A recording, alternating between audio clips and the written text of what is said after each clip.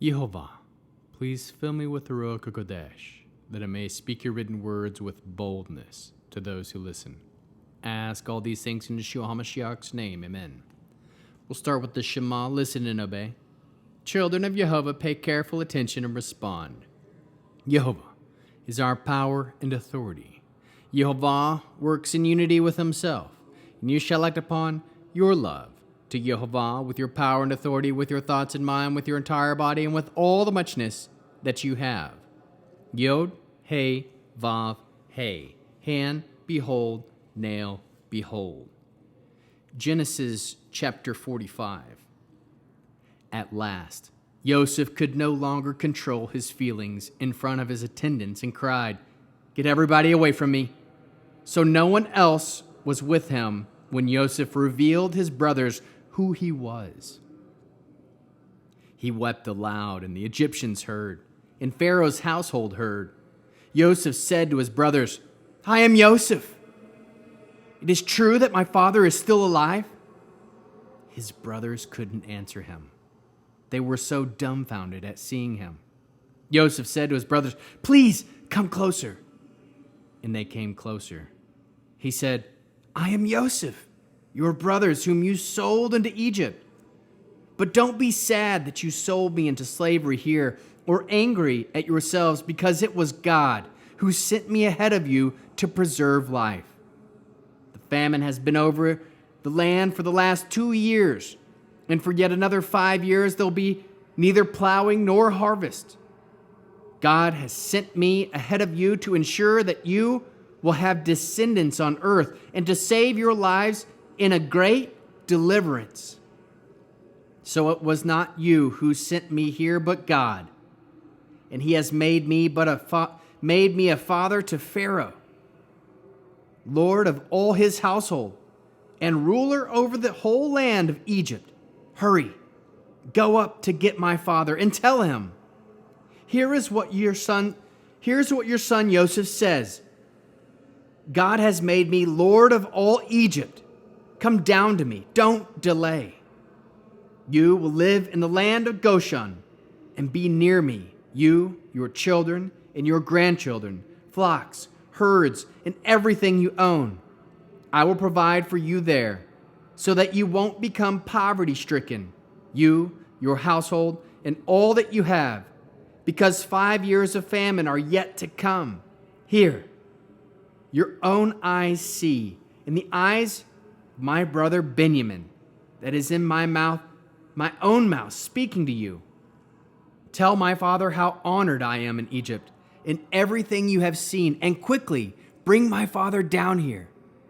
Then he embraced his brother Benjamin and wept. And Benjamin wept on his neck. And he kissed all his brothers and wept on them. After that, his brothers talked with them. The report of this reached Pharaoh's house.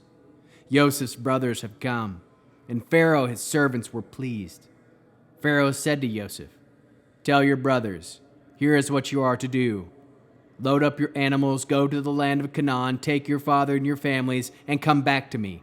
I will give you good property in Egypt, and you will eat the fat of the land. Moreover, this is an order. Do this.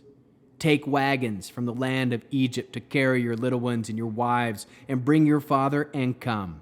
Don't worry about your stuff, because everything good in the land of Egypt is yours."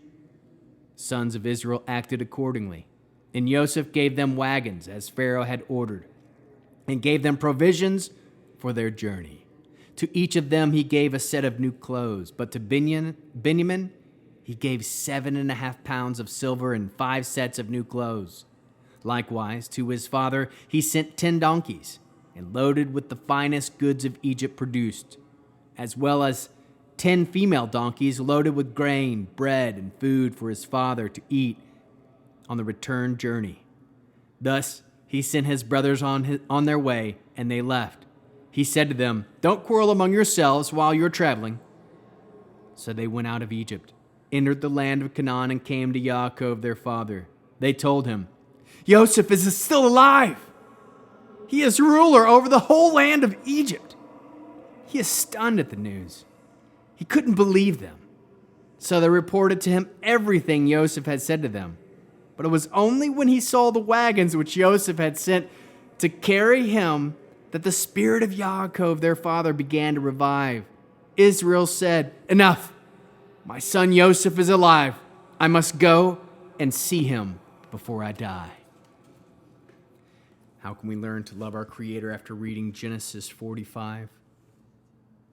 It's good to cry with family.